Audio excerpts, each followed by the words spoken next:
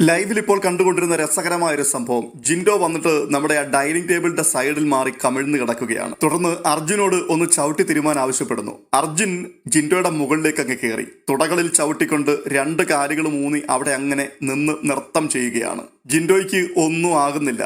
അപ്പോൾ ശ്രീതു പറയുന്നുണ്ട്, ഇത് ഡേഞ്ചർ അല്ലേ, ഇതിങ്ങനെ നിൽക്കാൻ പാടില്ലല്ലോ അർജുൻ, അങ്ങനെ നിന്ന് കഴിഞ്ഞാൽ എന്തെങ്കിലും പ്രശ്നം പറ്റില്ലേ? ഋഷിയുടെ കമന്റ്, അത് കുഴപ്പമില്ല, ചില ആൾക്കാർക്ക് എത്ര വെയിറ്റ് വന്നാലും താങ്ങിക്കൊള്ളും, ജിൻഡപ്പന് പ്രശ്നമില്ല.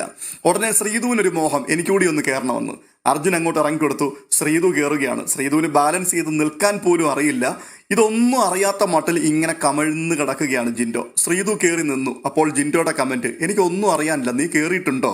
ഉടൻ തന്നെ നമ്മുടെ ബോസണ്ണന്റെ ശബ്ദം. ശ്രീതു ഞെട്ടിച്ചാടി താഴെ ഇറങ്ങി കസേരയിലിരുന്നു. ആ സമയത്ത് ശ്രീതുവിനോട് അടുത്ത ചോദ്യം വരികയാണ്. ശ്രീതു ഏത് കോളേജിൽ നിന്നാണ് ബിരുദമെടുത്തത്?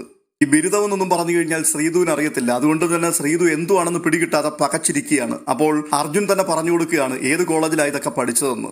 ശ്രീതു ഇങ്ങനെ പ്ലിങ്ങിയിരിക്കുന്ന സമയത്ത് അടുത്തത് അർജുനോട്, അർജുൻ ഫിസിയോതെറാപ്പി പഠിച്ചിട്ടുണ്ടോ? കുറച്ച്.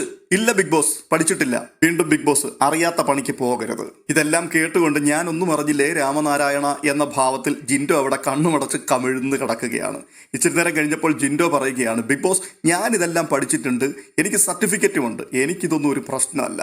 എന്തായാലും ജിൻഡോയെ ചവിട്ടി തിരുമാൻ കയറിയ രണ്ടാൾക്കാർ പണി കിട്ടി അവിടെ മാറിയിരിക്കുന്ന കാഴ്ചയാണ് ഇപ്പോൾ കാണുവാൻ സാധിക്കുന്നത്. സത്യം പറഞ്ഞു കഴിഞ്ഞാൽ ജിൻഡോയ്ക്കതൊരു പ്രശ്നമല്ലെങ്കിൽ പോലും ഓരോരോ ജോയിന്റുകളുടെ മുകളിലേക്ക് ഏകദേശം 90 കിലോ ഉണ്ട് അർജുൻ.